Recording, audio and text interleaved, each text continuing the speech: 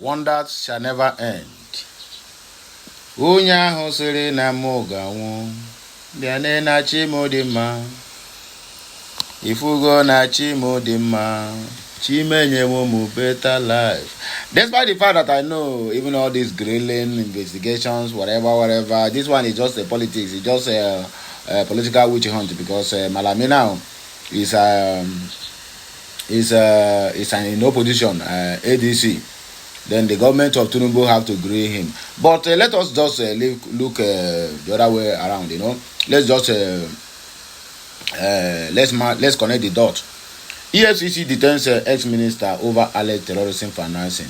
I hope all of us know who Malami represents.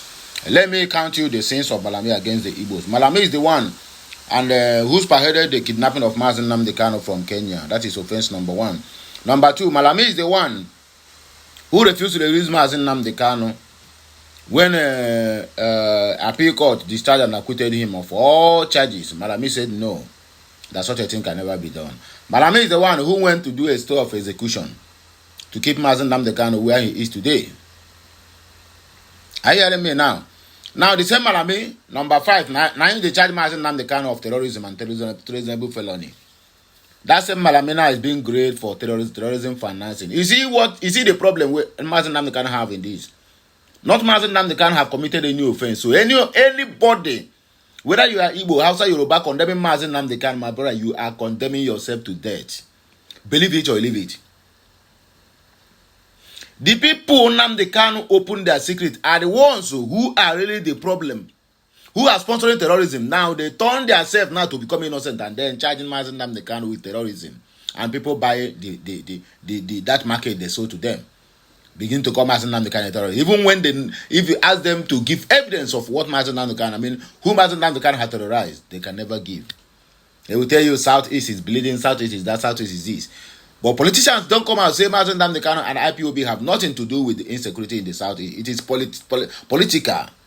Yet, some people, some gullible Igbos, some mumu Igbos, that Fulani headsmen give birth to them, see appearing online on different platforms, talking trash against Mazi Nnamdi Kanu. I didn't say Mazi Nnamdi Kanu is perfect. You might not like his mode of operation, but that's if we are happy. If I'm not mistaken. So Malami now don't they face the music.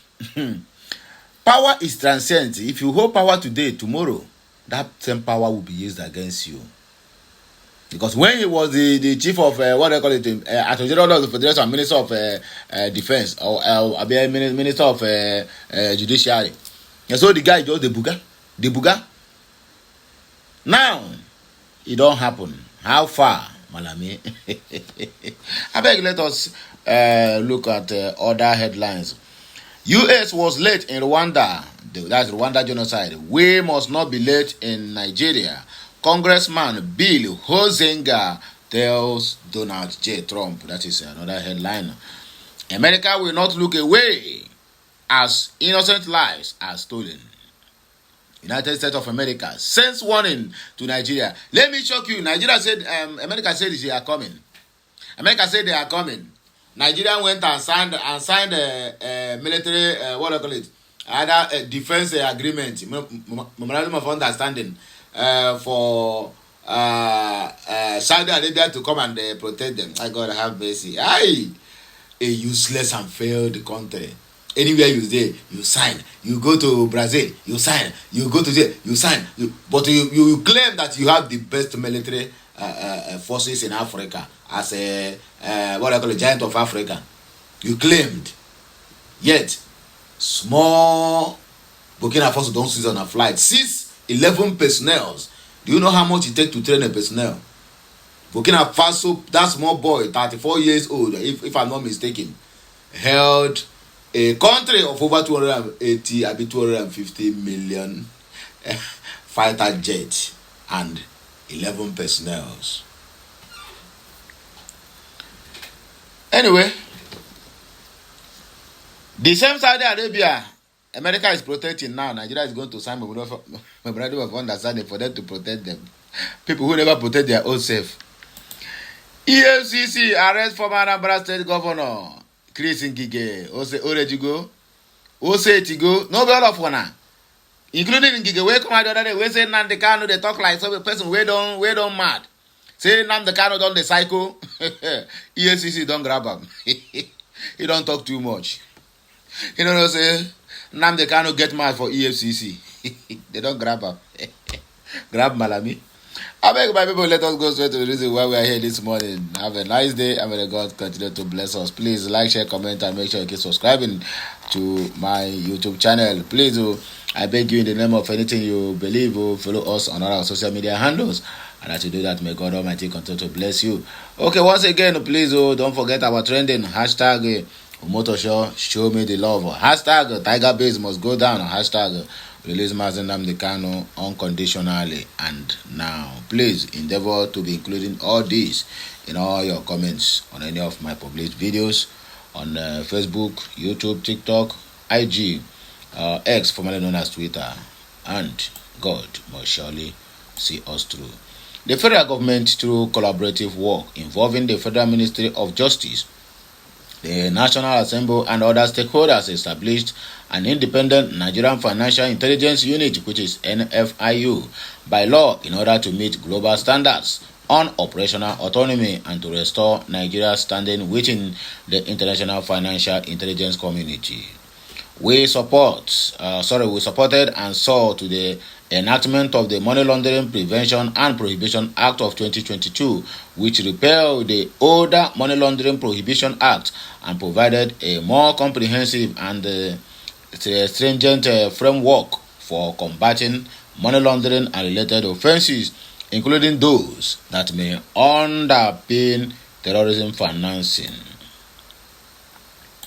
We similarly worked on the passage and implementation of the Terrorism Prevention and Prohibition Act of 2022, which strengthened the Nigeria's legal regime against terrorism, updated offenses and penalties, and reinforced provisions dealing specifically with the financing of terrorism in line with international standards and the United Nations obligations. In furtherance of these laws, my office cooperated closely with the key domestic institutions such as the NFIU, the Central Bank of Nigeria, the law enforcement and regulatory agencies, and with international partners to improve coordination, information sharing, and compliance across the anti-money laundering and counter-terrorism financing, which is architecture according to them. That is to say, Malami don't fall into the trap, and his case must be treated as such. U.S. was late in Rwanda. We must not be late in Nigeria. Congressman Bill Hesenga, I interrupt this one. Okay. The radical Islamists are killing Christians in Nigeria, and the Tinubu government is simply not doing enough to stop the religious violence. Not doing enough. He is not doing anything. If he is doing, saying he's not doing enough, no, he is not doing anything. Okay. The situation in Nigeria resonates with me both as a policymaker and as a person of faith. The Christian Reformed Church of North America, which is headquartered in Grand Rapids, represents approximately 400,000 members in Nigeria. The Christian Reformed Church membership totals roughly 500,000 as a member of this denomination.